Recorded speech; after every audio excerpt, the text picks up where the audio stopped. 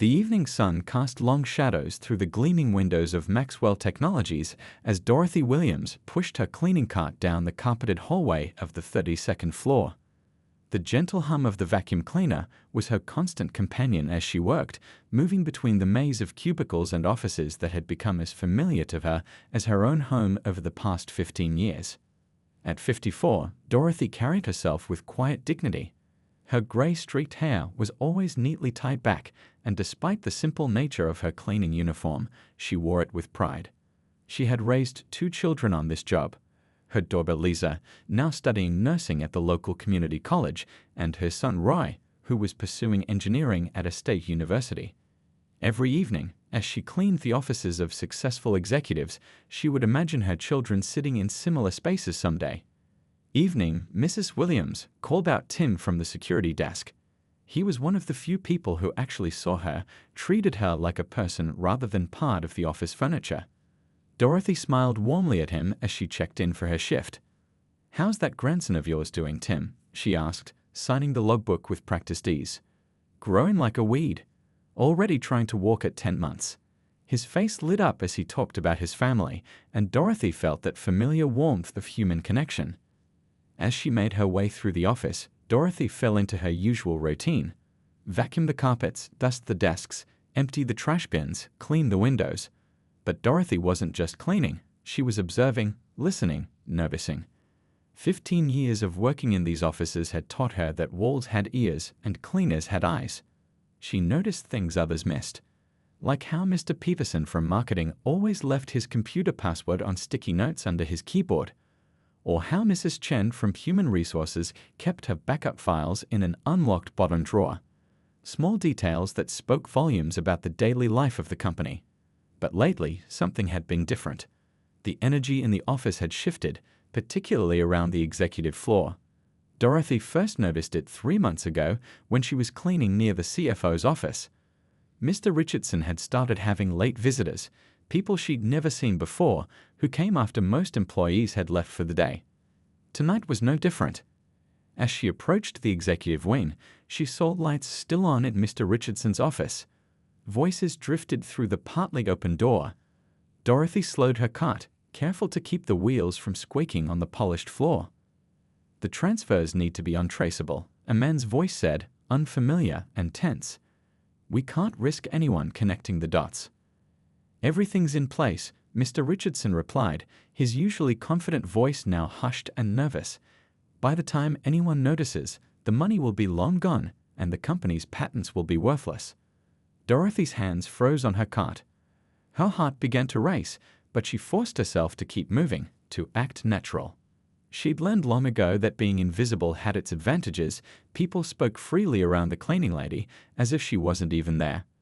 As she cleaned the nearby conference room, more fragments of conversation reached her ears. Words like offshore accounts, competitor paid off, and delete the records made her stomach twist into knots. She thought about all the honest people who worked at Maxwell Technologies, people like Tim at security, who was putting his daughter through college, or young Jenny from accounting, who had just bought her first house. Back in the employee break room, Dorothy sat down heavily in a plastic chair, her hands shaking as she pulled out her worn phone. On the screen was a photo of her children at Lisa's community college orientation. They were smiling, full of hope for the future she was working so hard to give them. What would they say if they knew their mother had overheard something like this? What would they want her to do? She thought about her own mother, who had taught her that doing the right thing wasn't always easy, but it was always right. "Character is what you do when nobody's watching," she used to say. Well, Dorothy had been watching, and now she had to decide what to do about it. The weight of the decision pressed down on her like a physical thing. If she spoke up and was wrong, she could lose her job. The job that was putting her children through college, the job that paid her rent and put food on her table. But if she stayed silent and was right, how many people would get hurt? How many families would suffer because she was too afraid to speak up? Dorothy looked at her reflection in the break room window. In the darkened glass, she saw not just herself, but her mother's strength, her children's future, and every lesson about integrity she'd ever tried to teach them. Sometimes, she whispered to herself, being brave means being scared, but doing it anyway. She pulled out her notepad. the one she used to keep track of which offices she'd cleaned, and began writing down everything she could remember from the conversations she'd overheard. Dates, times, snippets of dialogue. If she was going to do this, she was going to do it right. As her shift drew to a close, Dorothy made a decision that would change not just her life, but the lives of everyone at Maxwell Technologies. Tomorrow morning, instead of going home after her night shift, she would wait for James Maxwell himself to arrive. The company owner deserved to know what was happening in his own building. She tucked the notepad into her uniform pocket, right next to the photo of her children. Whatever happened tomorrow, she would face it knowing she had done what was right. For now, though, she had floors to mop and trash to collect. Dorothy Williams had never left a job unfinished, and she wasn't about to start tonight. Dawn was just breaking over the city skyline as Dorothy finished her shift at Maxwell Technologies. Instead of heading home for her usual morning rest, she sat in the employee break room, nursing a cup of coffee that had gone cold hours ago. Her notepad lay open on the table in front of her, filled with her careful handwriting documenting everything she overheard. The morning cleaning staff would arrive soon, and they'd be surprised to see her still here. Dorothy usually liked to avoid the shift change. It reminded her too much of her early days when she'd worked both shifts to make ends meet. But today was different. Today, she needed to stay. Her phone buzzed with a text from Lisa. "Mom, don't forget I'm making dinner tonight. Got that recipe you love?" Dorothy's heart squeezed in her chest. Her daughter, trying so hard to take care of her, even while juggling nursing classes and a part-time job. What would Lisa say if she knew what her mother was about to do? The break room door opened, and Kim from the morning shift walked in, surprise crossing her friendly face. "Dorothy, everything okay? You're never here this late." "Just finishing up some things," Dorothy replied, trying to keep her voice steady. "You know how it is, sometimes a job needs extra attention." Kim nodded, though Dorothy could see the concern in her eyes. "Well, don't work too hard. We all need our rest." As Kim left, Dorothy pulled out her phone again, this time looking at the photo of Roy at his engineering program orientation. He stood so tall and proud in that picture, ready to take on the world. Her children were working so hard to build better lives for themselves. Could she risk their futures by speaking up? But then she remembered the conversations she'd overheard last night. The casual way Mr. Richardson and his mysterious visitor had discussed stealing from the company, selling secrets that people had worked years to develop. How many other children's futures would be affected if she stayed silent? The office began to come alive around her. Early bird employees trickled in, giving her curious glances as they passed the break room. Dorothy sat straight in her chair, smoothing her cleaning uniform with shaking hands. Her mother's voice echoed in her memory. "Hold your head high when you're doing what's right." At 7:30 a.m., Dorothy gathered her courage and walked to the executive floor. The morning secretary, Mrs. Thompson, was already at her desk outside Mr. Maxwell's office. "Can I help you?" Mrs. Thompson asked, her tone polite but distant, the way people often spoke to cleaning staff. "I need to speak with Mr. Maxwell," Dorothy said, her voice firmer than she felt. "It's important." Mrs. Thompson's perfectly shaped eyebrows rose slightly. "Mr. Maxwell is a very busy man." "Do you have an appointment?" "No, but what I have to tell him can't wait. It's about the company's future." Dorothy clutched her notepad tighter. "Please, 5 minutes is all I ask." "I'm sorry, but without an appointment." "It's about Mr. Richardson," Dorothy interrupted, lowering her voice. "And what he's been doing after hours." Something in her tone must have caught Mrs. Thompson's attention. The secretary studied Dorothy's face for a long moment, then picked up her phone.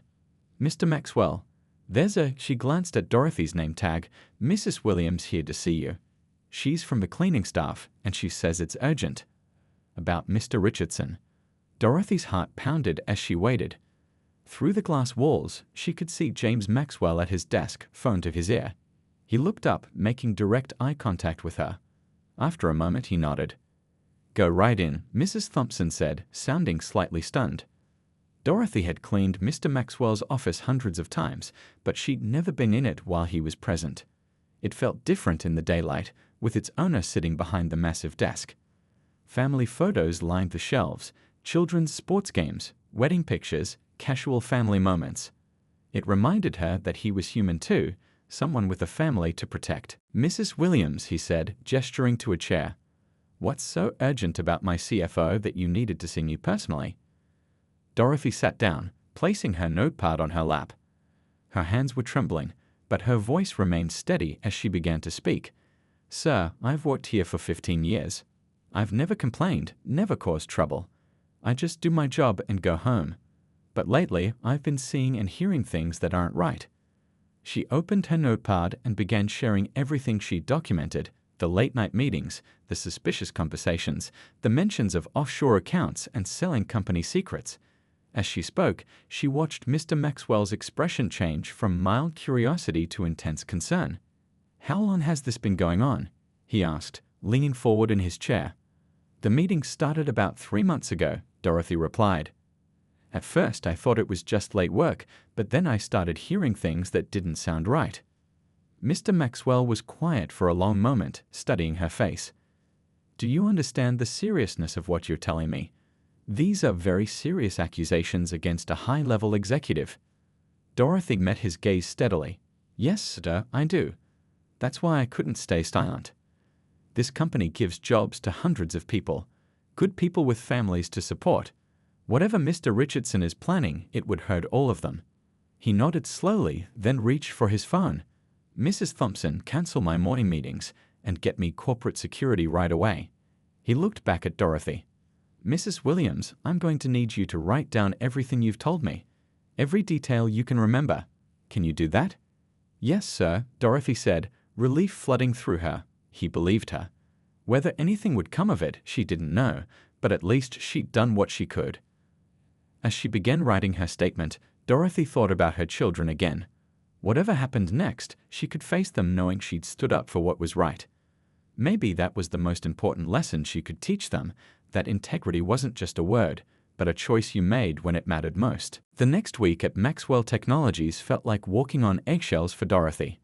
After her meeting with Mr. Maxwell, she'd been asked to continue her normal cleaning duties as if nothing had changed. Act natural, the head of corporate security had told her. We don't want anyone to suspect we're investigating. So Dorothy did what she always done. She cleaned, she observed, and she listened. But now, every shadow made her jump, every late-night meeting made her heart race. She couldn't help wondering if Mr. Richardson suspected anything. That Thursday night, while cleaning the break room, Dorothy's phone buzzed with a text from Roy. Mom, guess what? Got an A on my engineering project. Professor wants me to present it at the department showcase. She smiled at her phone, tears pricking at her eyes. Her boy was doing so well, making all her years of hard work worthwhile. Good news. Tim asked from the doorway, making her start slightly. Oh, yes, my son. Dorothy wiped her eyes quickly. He's doing well in school. Tim smiled warmly. Must be proud. You raised some good kids, Dorothy. As she pushed her cart down the hallway later that night, Dorothy noticed Mr. Richardson's office light was still on. She slowed her steps, trying to calm her racing heart.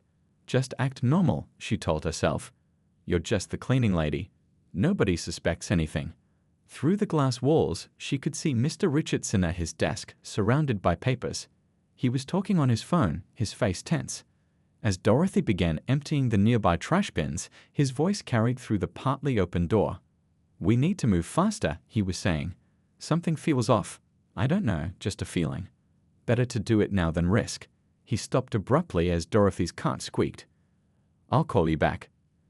Dorothy kept her eyes down as she entered his office to empty his trash, but she could feel his gaze following her every move. The room felt thick with tension. Mrs. Williams, isn't it? His voice was carefully casual. Yes, sir, she replied quietly, continuing her work. You've been here a long time, haven't you? Must see a lot, cleaning these offices every night. Dorothy's hands trembled slightly as she replaced the trash bag. Just doing my job, sir. Don't pay much attention to anything else. He made a non-committal sound, still watching her. It's late. Shouldn't you be heading home soon? Still have the executive floor to finish, sir. She kept her voice steady, though her heart was pounding. As she left his office, Dorothy could still feel his eyes on her back. She pushed her cart to the elevator, pressed the button for the executive floor, then watched the numbers climb. As soon as the doors closed, she pulled out her phone with shaking hands. She'd been given a special number to call if she noticed anything unusual. Dorothy dialed it now, speaking quietly into the phone. Mr. Richardson was making a strange call. He said something about moving faster, that something felt off. The security team thanked her for the information. Keep your eyes open, but be careful, they advised. Don't take any unnecessary risks. The next few days were even more tense. Dorothy noticed more unfamiliar faces in the building after hours. Voices would hush when she passed by. Mr. Richardson seemed to be everywhere, always watching, always present when she cleaned near his office. One evening, as she was finishing up the conference room, she overheard two security guards talking in low voices. Getting close to something big. Mr. Maxwell's bringing in outside auditors. Heard they found some suspicious transfers. Dorothy quickly moved away, not wanting to hear more than she should. She had done her part by speaking up. Now she needed to trust that Mr. Maxwell and his team would handle things properly. That night, as she drove home in the early morning hours, Dorothy thought about how much had changed in just a week. Her simple life of cleaning offices and supporting her children had suddenly become complicated with corporate investigations and secret phone calls. She wondered if she'd done the right thing, if the risk would be worth it. Pulling into her apartment complex's parking lot, Dorothy saw her neighbor Mrs. Chen walking her dog. The elderly woman waved, and Dorothy waved back, remembering how Mrs. Chen had helped watch her children when they were young and Dorothy was working double shifts. "You're home late," Mrs. Chen called out softly, mindful of the early hour. "Lots of work tonight," Dorothy replied with a tired smile. "You work too hard," Mrs. Chen said, shaking her head. "But your children, they make it worth it, yes?" Dorothy thought about Roy's excited text about his project, about Lisa's nursing studies. She thought about all the other families at Maxwell Technologies, about Tim putting his daughter through college, about young Jenny from accounting with her new house. "Yes," she said firmly. "Family makes everything worth it. Not just my family, but everyone's family." As she climbed the stairs to her apartment, Dorothy felt a new sense of peace about her decision. Whatever happened next, she had acted to protect not just her own children's future, but the futures of all the families who depended on Maxwell Technologies. Inside her apartment, she found a note from Lisa on the kitchen counter. "Made you breakfast and put it in the fridge. Love you, Mom. P.S. Don't forget my nursing pinning ceremony is next month." Dorothy smiled as she heated up the breakfast her daughter had prepared. In just 1 week, she had moved from being an invisible cleaning lady to someone who might help save an entire company. Yet here she was, still doing the same things she'd always done, working hard, taking care of her family, trying to do what was right. As she got ready for bed, Dorothy said her usual prayer, adding a special request for strength and protection in the days to come. Something told her that things at Maxwell Technologies were about to change dramatically, and she needed to be ready for whatever happened next. The morning sun hadn't yet risen when Dorothy arrived at Maxwell Technologies that Friday. Something felt different in the air. There was an unusual number of security guards in the lobby, and men in dark suits were gathered near the elevators, speaking in hushed tones. "Morning, Dorothy," Tim called from his security desk, but his usual warm smile seemed strained. He glanced nervously at the suited men, then back to her. "Might want to start with the lower floors today." Dorothy nodded, understanding his unspoken warning. As she pushed her cleaning cart into the service elevator, her phone buzzed with a message from Lisa. "Mom, made you some soup for when you get home. Don't work too hard. Love you." The simple message brought tears to her eyes. Her daughter was so thoughtful, always trying to take care of her, never knowing that her mother was in the middle of something much bigger than herself.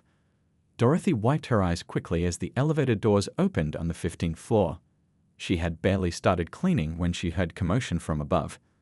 Through the ceiling, she could make out the sound of multiple footsteps, voices raised in anger, doors slamming. Her hands shook slightly as she continued mopping, trying to focus on her work. "Did you see?" A young accountant whispered to her colleague as they hurried past Dorothy. "The FBI is here. They're searching Mr. Richardson's office." Dorothy kept her head down, pretending not to hear, but her heart was racing. FBI. She hadn't expected things to go this far. What had she started? Throughout the morning, rumors spread through the building like wildfire. Dorothy moved from floor to floor, doing her job as always, but everything felt surreal. Employees gathered in small groups, whispering about what they'd seen or heard. Words like fraud and corporate espionage floated through the air. Around noon, a building-wide email announced an emergency all-staff meeting in the main conference room. Dorothy was cleaning nearby when employees began flooding in. She started to slip away, but a gentle hand caught her arm. "Stay," Mr. Maxwell said quietly. "You should hear this too." Dorothy stood in the back of the room, her mop still in her hands, as Mr. Maxwell addressed the crowded room. He looked tired but determined as he began to speak. "This morning, with the help of federal authorities, we uncovered evidence of a massive fraud scheme within our company," he announced. "Several members of our executive team, led by our CFO, had been planning to steal company funds and sell our proprietary technology to competitors." Gasps and murmurs filled the room. Dorothy saw young Jenny from accounting cover her mouth in shock, while Tim stood straighter at his post by the door. "If successful, this scheme would have bankrupted our company," Mr. Maxwell continued. "Hundreds of jobs would have been lost. Your pensions, your benefits, your futures, all would have been destroyed." He paused, letting the gravity of his words sink in. "But thanks to the integrity and courage of one person who spoke up, we were able to stop this before any permanent damage was done." Dorothy felt her face grow warm as Mr. Maxwell's eyes briefly met hers, but no one else seemed to notice. They were all too shocked by the news. "The individuals involved have been arrested and will face criminal charges. But I want to assure you, Maxwell Technologies stands strong. Your jobs are secure. In fact, we're going to come out of this stronger than ever." As the meeting dispersed, Dorothy quickly returned to her cleaning duties, but her mind was spinning. She'd known something bad was happening, but she hadn't realized just how bad it was. All those families, all those jobs, they could have lost everything. Later that afternoon, as she was cleaning near the executive offices, she overheard 2 FBI agents talking with Mr. Maxwell. "The evidence is overwhelming," one agent was saying. "The conspiracy goes back months. They were planning to transfer over $50 million to offshore accounts next week, and the technology they were planning to sell," the other agent added, "your R&D department values it at over $100 million. They had buyers lined up in 3 countries. Dorothy felt her knees go weak. The numbers were staggering. So much money, so many lives that could have been ruined. She thought about Tim's daughter in college, about Jenny's new house, about all the other employees and their families. As she pushed her cart back to the supply closet, Dorothy passed by the desk where young Tommy, the mailroom clerk, used to sit. He'd been so proud when he'd gotten that job, telling everyone how it would help him support his sick mother. Now, thanks to what she'd done, his job was safe. That evening, as Dorothy finished a shift, she found a small envelope in her locker. Inside was a handwritten note from Mr. Maxwell. "Thank you for your courage. Please come to my office tomorrow morning at 9 a.m. We have much to discuss." Dorothy held the note with trembling hands. Whatever tomorrow would bring, she knew she'd done the right thing. Her mother had always told her that courage wasn't about being fearless. It was about doing what was right, even when you were scared. As she drove home, the city lights twinkling in the pre-dawn darkness, Dorothy thought about how life could change in unexpected ways. She'd come to work 2 weeks ago as just a cleaning lady, invisible to most people in the building. Now she had helped save the company and hundreds of jobs. Her phone buzzed with another text from Roy. "Mom, can't wait to show you my project this weekend. You're going to be so proud." Dorothy smiled, tears in her eyes again, but this time they were happy tears. Her children were already making her proud, and maybe, just maybe, she had done something that would make them proud of her too. Dorothy barely slept that night, Mr. Maxwell's note playing over and over in her mind. She'd laid out her best church dress, the navy blue one she'd worn to Lisa's nursing school acceptance ceremony, and polished her only pair of dress shoes until they shone. At 7 a.m., her phone rang. It was Lisa. "Mom? Are you okay? You weren't answering my texts last night." "I'm fine, baby," Dorothy assured her, touched by her daughter's concern. "Just had a busy night at work. Some big changes happening at the company." "Good changes or bad changes?" Lisa asked, worry clear in her voice. Dorothy smiled, thinking about the note in her purse. "We'll see, but I think they might be good changes. She arrived at Maxwell Technologies at 8:30 a.m., feeling strange wearing her dress instead of her familiar cleaning uniform. The security guard at the desk wasn't Tim. This one did a double take when she showed her employee ID. "Mrs. Williams?" He checked his computer screen. "Oh yes, Mr. Maxwell is expecting you. Please take the executive elevator." The executive elevator. In 15 years, she'd only used it to move her cleaning supplies. Now she stood inside it, watching her reflection in the polished doors. She barely recognized herself. This woman in a dress, standing straight and tall, looked so different from the cleaning lady who usually pushed her cart through the service elevator. Mrs. Thompson was already at her desk when Dorothy arrived. Today, though, her smile was genuine. "Good morning, Mrs. Williams. Mr. Maxwell is ready for you." Inside the office, Dorothy found not just Mr. Maxwell, but several other people. There was a woman in a sharp business suit who introduced herself as the head of human resources, 2 men she recognized as board members, and someone from the legal department. "Please, sit down," Mr. Maxwell said warmly, gesturing to a chair directly across from his desk. It was the same chair she'd sat in 2 weeks ago, when she'd first brought her concerns to him. Everything felt different now.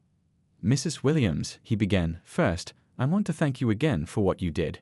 Your courage and integrity saved this company from a disaster that would have affected hundreds of families." Dorothy clasped her hands in her lap, trying to keep them from shaking. "I just did what seemed right, sir." "What seemed right to you?" The woman from HR spoke up, "stopped the largest attempted corporate theft in our company's history. The FBI estimates that Mr. Richardson and his conspirators would have stolen over $50 million in funds and $100 million in intellectual property. But more than the money," Mr. Maxwell added, "they would have destroyed jobs. Families would have lost their homes, children would have had to leave college, retirement savings would have vanished. You prevented all of that." Dorothy thought about Tim putting his daughter through college, about young Tommy supporting his sick mother, about all the other families she'd come to know over the years. "The board has discussed how to properly recognize your contribution," one of the board members said.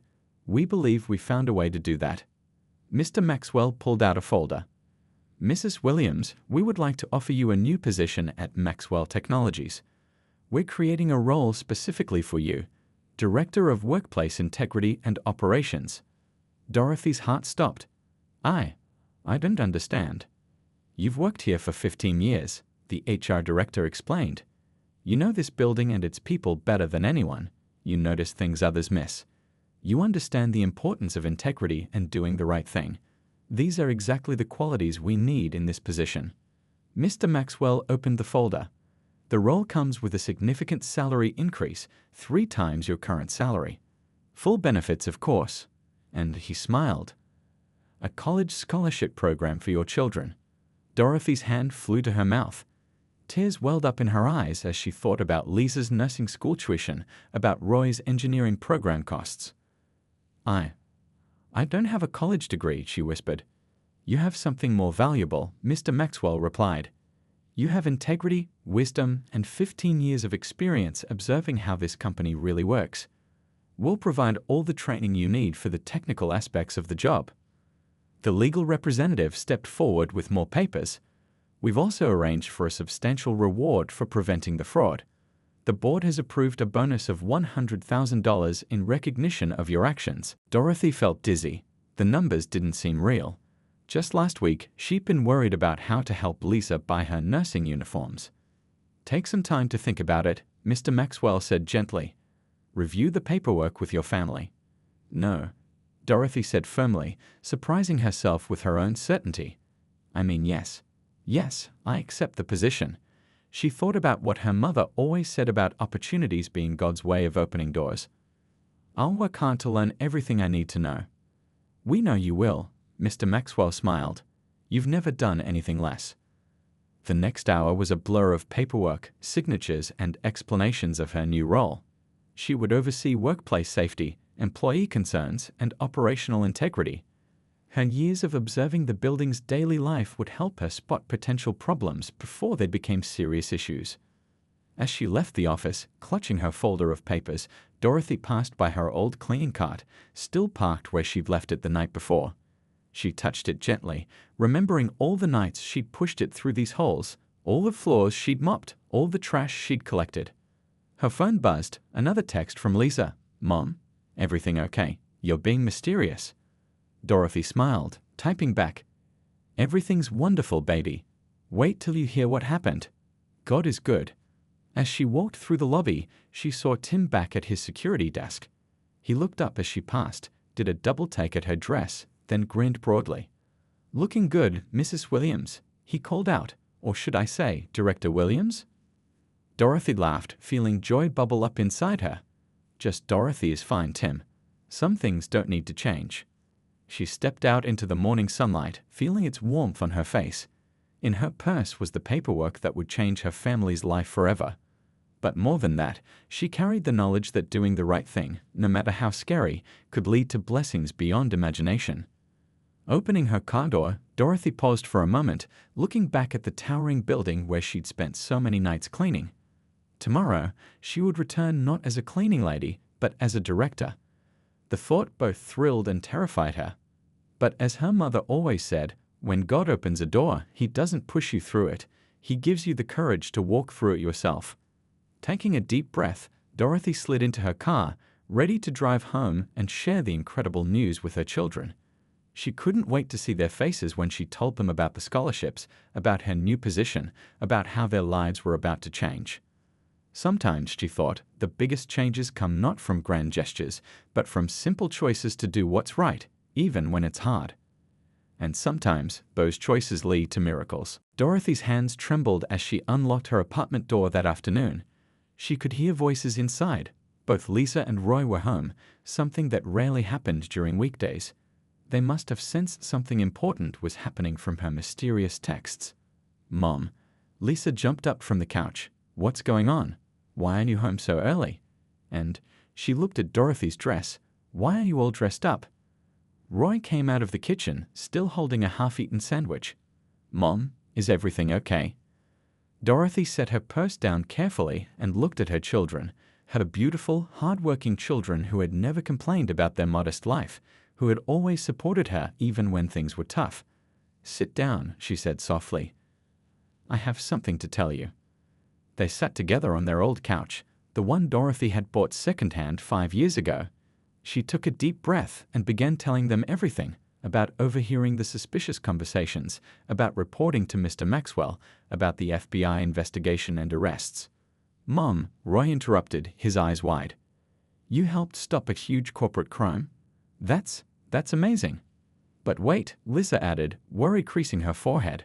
"Won't this affect your job? Did they fire you?" Dorothy smiled, reaching into her purse for the folder. "Actually, that's the other part I need to tell you about." She pulled out the papers, her hands still shaking slightly. "They offered me a new position, Director of Workplace Integrity and Operations." Her children stared at her in stunned silence. "It comes with a big raise," Dorothy continued. 3 times what I was making before. And she paused, watching their faces, full college scholarships for both of you. Lisa's hands flew to her mouth. Roy dropped his sandwich. "Mom," Lisa whispered, tears forming in her eyes. "Does this mean?" "It means no more student loans," Dorothy nodded.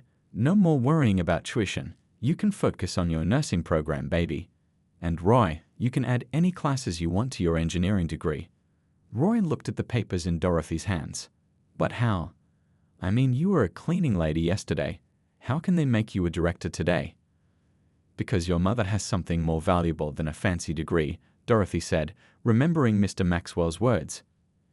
"I have 15 years of experience watching how the company works. I know the building, I know the people, and I know right from wrong." Lisa hugged her mother tightly. "I'm so proud of you, Mom. So proud." "There's more," Dorothy said, pulling out another paper. "They gave me a bonus for stopping the fraud. $100,000. This time, both children were speechless. "We can move to a better apartment," Dorothy continued. "Maybe even look for a small house. You can both have your own rooms for studying." Roy shook his head in amazement. "Mom, it's like a miracle." "It is a miracle," Dorothy agreed. "But you know what your grandmother always said, miracles come to those who do right even when it's hard." The The next few hours were a blur of tears, laughter, and plans for the future. Lisa called her best friend from nursing school, barely able to contain her excitement. Roy started researching additional engineering courses he could now take.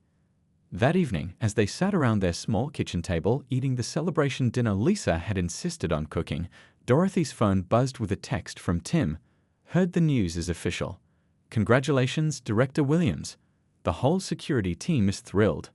Shortly after, another message came from young Jenny in accounting. "Mrs. Williams, everyone's talking about what you did. You're our hero. Can't wait to see you in your new office." Dorothy smiled at her phone, then looked at her children. Lisa was explaining her plans to specialize in pediatric nursing now that money wasn't an issue. Roy was talking about adding a minor in business to his engineering degree. The next morning felt surreal as Dorothy walked into Maxwell Technologies wearing a new business suit, her first ever, bought with part of her bonus. The security guard smiled and handed her a new ID badge.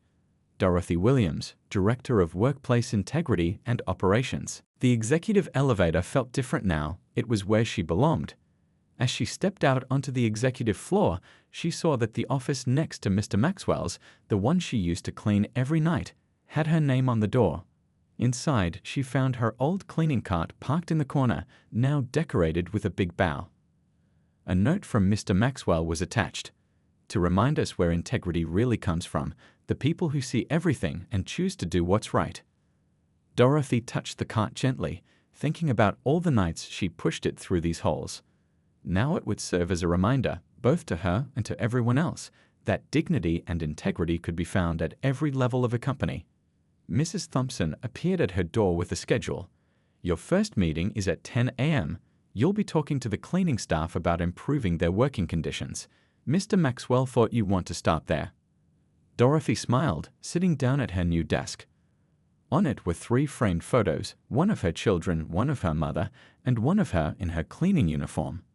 Each represented a part of her journey to this moment. Her phone buzzed with a text from Lisa, first day as director. "Show them what you've got, Mom. Love you." Dorothy straightened her new suit jacket and opened her computer. She had a lot to learn about being a director, but she already knew the most important part: how to see what needed to be fixed and have the courage to speak up about it. As she prepared for her first meeting, Dorothy thought about how life could change in ways you never expected. 2 weeks ago, she'd been invisible to most people in this building. Now she had the power to make their lives better, just as they had made hers better. Sometimes, she thought, the biggest miracles start with the smallest choices, like choosing to do what's right, even when you're scared, even when you're not sure anyone will listen. Because sometimes someone does listen, and that can change everything. 6 months had passed since Dorothy's life had changed forever. The morning sun streamed through the windows of her new office as she reviewed the latest workplace satisfaction reports. The numbers made her smile. Employee happiness was at an all-time high. Her phone buzzed with a text from Roy. "Mom, just got an A+ on my business ethics presentation. Guess what it was about?" "A cleaning lady who saved a company." Dorothy chuckled, her heart swelling with pride. Her story had become a favorite topic for her son's business classes. A knock on her door interrupted her thoughts. It was Kim, her former colleague from the cleaning staff, now the head of the newly formed Cleaning Staff Advisory Committee. "Morning, Dorothy," Kim said warmly. "The team wanted me to show you this." She handed over a document. It was the latest employee survey. The cleaning staff satisfaction scores had doubled since Dorothy had implemented her changes: better hours, improved benefits, and most importantly, respect from other employees. "They're finally being treated like people, not furniture," Kim said, echoing Dorothy's own thoughts from her cleaning days. Having someone in management who understands what it's like down there, it's made all the difference. Dorothy glanced at her old cleaning cart, still proudly displayed in the corner of her office. Every time she looked at it, she remembered where she came from and why she was here. Her computer pinged with an email from Lisa. "Mom, got the highest score in my pediatric nursing rotation. Those extra study hours really paid off. Thank you for everything. Love you." Dorothy wiped away a happy tear. The scholarship program had transformed both her children's lives. Lisa was thriving in nursing school, And Roy had added that business minor he'd always dreamed about but could never afford. The intercom buzzed. Mrs. Thompson's voice came through. "Dorothy, the new employee orientation is ready for you in the main conference room." This was Dorothy's favorite part of her job. Every month, she spoke to new employees about workplace integrity. But first, she always made a point to personally welcome the new cleaning staff. In the conference room, she found the usual mix of new hires, executives in expensive suits, 8 professionals, accountants, and off to one side, looking slightly uncomfortable, the new cleaning staff in their uniforms. "Welcome to Maxwell Technologies," Dorothy began, standing tall in her business suit but wearing comfortable shoes, one thing she'd refused to change. "Some of you might have heard my story. 6 months ago, I was cleaning these offices at night." She saw the cleaning staff sit up straighter, their eyes widening. "Today, I want to talk to you about what makes a company strong. It's not just the executives or the salespeople or the engineers. It's every single person, from the CEO to the person who empties your trash bin at night. Every role has dignity, every person has value, and every voice deserves to be heard." After the orientation, Dorothy headed to her regular lunch meeting with Mr. Maxwell. They'd made it a monthly tradition to discuss company culture and employee welfare. "The changes you've implemented are showing real results," Mr. Maxwell said, reviewing the reports. "Employee retention is up, productivity has increased, and we're getting recognition as one of the best places to work in the city." Dorothy thought about the new daycare center she'd helped establish for employees' children, the educational assistance program she'd expanded to include all staff levels, and the mentorship initiative she'd started for entry-level workers. "People work better when they feel valued," she said simply. That evening, Dorothy drove to her new house, a modest but comfortable 3-bedroom home in a quiet neighborhood. The sound of laughter greeted her as she opened the door. Lisa and Roy were both home for their monthly family dinner, a tradition they'd started after everything changed. "Mom," Lisa called from the kitchen, "I made your favorite pot roast. And guess what? I got accepted for that pediatric nursing internship." Roy emerged from his room, waving a paper. "And I got invited to present my engineering project at a national conference. Professor says it could lead to a job offer." Dorothy hugged her children, remembering the days when they all squeezed into their tiny apartment, when every bill was a struggle, when they had to choose between books and new shoes. After dinner, they sat in their small but cozy living room. On the wall hung 3 frames: Dorothy's old cleaning uniform, her first director's badge, and a newspaper article about how a cleaning lady's integrity had saved Maxwell Technologies. "You know," Roy said thoughtfully, "when I tell people about what you did, Mom, they always focus on how you caught the bad guys or how you got promoted. But that's not the real story, is it?" Dorothy smiled. "What do you think the real story is?" "It's about dignity," Lisa chimed in. "About how every job has value, every person matters. About doing the right thing even when you're scared. And about how change starts with one person being brave enough to speak up," Roy added. Dorothy looked at her children, her brilliant, compassionate children who understood what really mattered. Then she glanced at the photo of her mother on the side table, remembering her words about courage and integrity. "You know what I've learned?" she said softly. "Life isn't about where you start or even where you end up. It's about the choices you make along the way. Every time you choose what's right over what's easy, you're not just changing your own life, you're touching other lives too." Her phone buzzed with a message from Tim. "Hey director, just wanted you to know, my daughter got that scholarship you helped set up for employees' kids. She's starting college next fall. Thank you for everything you've done for us." Dorothy smiled, feeling tears of gratitude in her eyes. 6 months ago, she'd been invisible to most people at Maxwell Technologies. Now, she was helping to make sure no one felt invisible again. Sometimes the biggest changes in life don't come from doing extraordinary things, but from doing ordinary things with extraordinary integrity.